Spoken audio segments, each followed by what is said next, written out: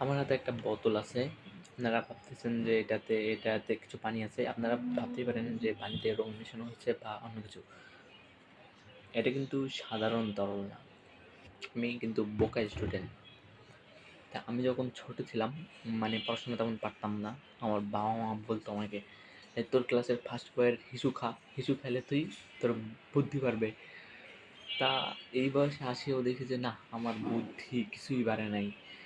তা এখন মনে হইতেছে যে আসলেই আমার ক্লাসে যে ফার্স্ট বয়, বাবা-মার কথা সবসময় সত্যি হয়।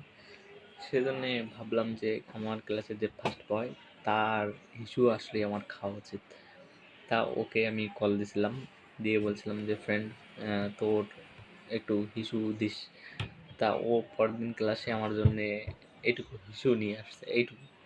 তা ভাবলাম যে ও ফার্স্ট বয়, তো ওর হিসুর একটু দাম থাকতে পারে, কারণ বাবা মা যেহেতু বলছে যে ওর হিসু খাইলে বুদ্ধি বাড়বে, অবশ্যই ওর হিসুরও দাম আছে।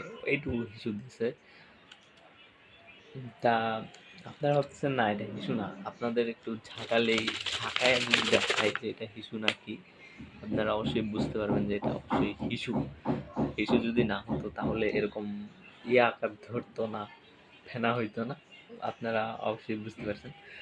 তা এটা আমি এখন খাবো। বাবা মার কথা যেহেতু আসলেই সত্যি হয়, তাই এটা আমি খাবো।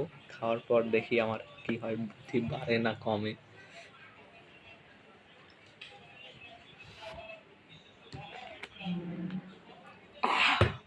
ভাই খুবই বাজে গন্ধ, খুবই বাজে গন্ধ। খেয়েছি, একটু আছে, সমস্যা নেই, এটাও খেয়ে ফেলবো। দেখি এখন বাবা মার কথা কতটুকু সত্যি হয়।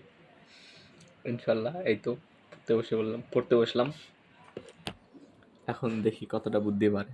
ঠিক আছে ভাই, ঠিক আছে ভাই, ঠিক আছে।